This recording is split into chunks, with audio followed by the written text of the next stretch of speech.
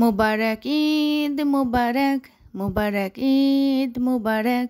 সবাইকে জানাই পবিত্র ঈদ উল ফিতরের অনেক অনেক শুভেচ্ছা। ঈদ মুবারক।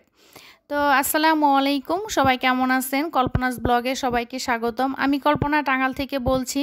কাছে বা দূরে, দেশ ও দেশের বাহিরে যে যেখান থেকে ভিডিওটি দেখতেছেন, আশা করি সবাই অনেক অনেক ভালো আছেন।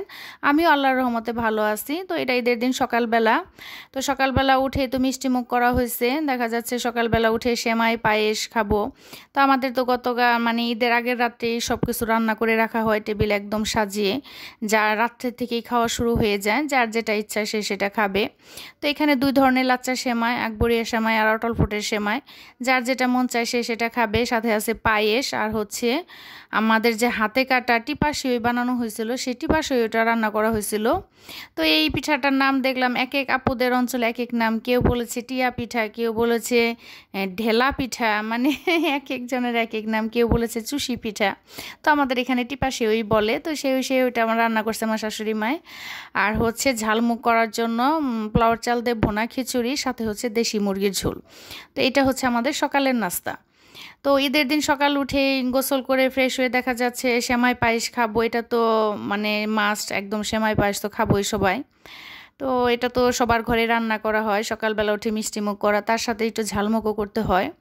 সেজন্য আর কি খিচুড়ি রান্নাটা ঈদের দিন সকালবেলা, খিচুড়ি আর ডিম ভুনা বা মাংস দুটা হলে, যে কোনো একটা হলেই ভালো লাগে। দেখা যাচ্ছে ডিম ভুনাটাও ভালো লাগে, মাংসটাও ভালো লাগে, কিন্তু খিচুড়িটা মাস্ট থাকতেই হবে সকালে। তো আমরা মিষ্টি মুখ করে সাথে ঝালমুখও করে ফেলছি। তো এখানে হচ্ছে আমার এটা আমার ছোট মেয়ে, আমার প্রিন্সেস, তার এটা হচ্ছে ঈদের ড্রেস, ঈদের মেন ড্রেস আর কি। 3টা ড্রেস নেওয়া হয়েছে। তো এটা হচ্ছে তার মেন ড্রেস। এটা মানে ড্রেসটা মাশাআল্লাহ অনেক সুন্দর। তো সেই সকালবেলা উঠে গোসল করিয়ে দিছি, গোসল করে ড্রেসটা পরে তাকে বললাম একটু সাজুগুজু করো, কিন্তু সে সাজুগুজু করলো না।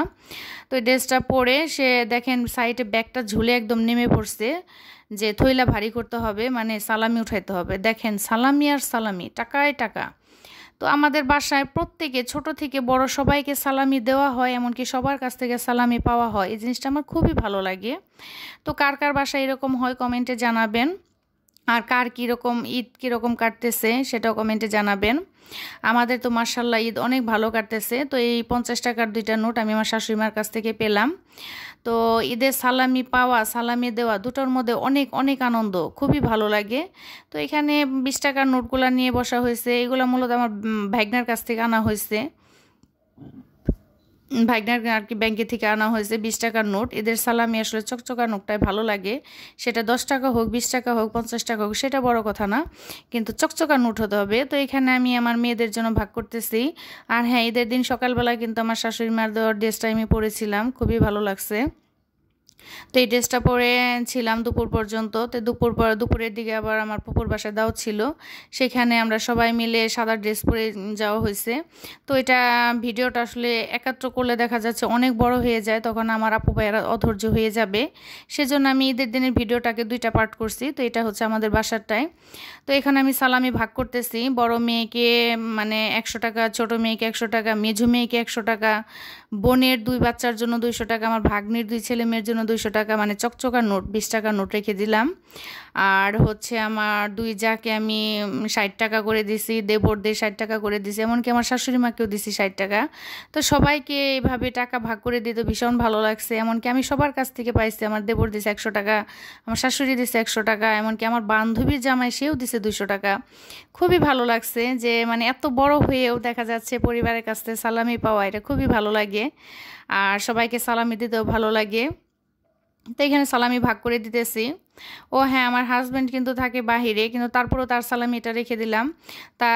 তাকে সালামি দিছে, তার 2 মেয়ে দিছে, তার নিজের মায়ের দিছে আর কি, মানে আমার শাশুড়ি মায়।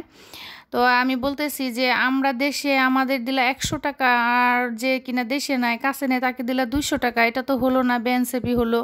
তখন আমার শাশুড়ি মা বলতেছে সে হচ্ছে পেটের আর তোরা হচ্ছিস পিঠের, এর জন্য তোদের 100 টাকা, মানে আমাদের বউদের দিছে 100 টাকা, ছেলেদের দিছে 200 টাকা করে। তো মানে টাকাটা নিয়ে হাসলাম, মজা করলাম। তো এখানে 20 টাকা করে সবার জন্য রাখতেছি, যে আরও যে আছে সবাইকে আসলে 3টা করে নোট দেওয়া হয়েছে, তাতে 60 টাকা। তো মেয়েদের দিলাম 100 টাকা করে, কারণ ওরা বাচ্চা পোলাপান, ওদের জন্য মূলত এই চকচকা টাকাগুলো আনা। চকচকা টাকা খুবই ভালো লাগে, কিন্তু এগুলো ভাঙতে ইচ্ছে করে না, কি করব বলেন। চকচকা টাকা মনে হয় শুধু রেখে দে আর রেখে দে, ভাঙতে ইচ্ছে করে না, খুবই মায়া লাগে। তো আমার মতো কার কার এরকম যে চকচকা টাকা আর কি ভাঙতে ইচ্ছে করে না, মনে হয় এগুলো রেখে দেই।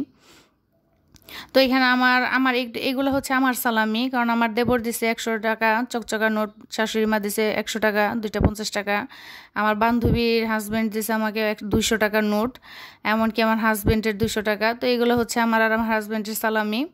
আর এখানে আমার বান্ধবীর ছেলে আর মেয়ে আসছে, এই তো ছেলে মেয়ে ওদের ম্যাচিং করা ড্রেস, ভাই বোনের দেখেন কালারে মিলে গেছে, সবাই মাশাল্লাহ বলবেন। তো ওরা সালামির জন্য আসছে, ঈদের দিন মানেই তো সালামি দেবো আর সালামি নিব, এটাই তো খুবই ভালো লাগে। তো ওদের বলতেছে সেমাই পায়েস খাও, তো ওরা খাবে না, সেজন্য জাস্ট সালামিটা দেওয়া হয়েছে। সালামি নিয়ে পোলাপান চলে গেছে। এটা হচ্ছে সেই 200 টাকার ইতিহাস বলেন। আমরা নাকি পিঠের, সেজন্য আমাদের দিছে 100 টাকা, আর ছেলেরা নাকি পেটের, তাদের দিছে 200 টাকা বলেন। তারপরও ভালো লাগছে শাশুড়ির কাছ থেকে সালামি পাওয়া, শাশুড়িকে দেওয়া, পরিবারের সবাইকে দেওয়া নেওয়া, খুবই ভালো লাগে। তো এটা হচ্ছে আমার হেল্পিং হ্যান্ড যে আপা, ওনারা তো দেশে যায়নি, তো ওনাদের বাসায় আসতে বলছিলাম। ওনার মেয়ে একদম পরী সাজছে, পরীর মতোই লাগতেছে, সবাই মাশাল্লাহ বলবেন, খুবই ভালো লাগতেছে। তো ওকে সালামি দিলাম, বললাম তোমার সালামিটা দেখাও, আর সে তো খুবই লজ্জা পাইতেছে, একদম বুড়ির মতো লাগতেছে মাশাল্লাহ। সাদা পরি, দেখেন পিছনে পরির পাখাটাও লাগাইছে। বললাম একটু দাঁড়াও, তোমার পাখাটা একটু দেখি, ভিডিও করি। সে তো খুবই লজ্জা পাইতেছে, তার মা বলতেছে এখানে দাঁড়াও, তোমার আন্টি একটু ভিডিও করবে।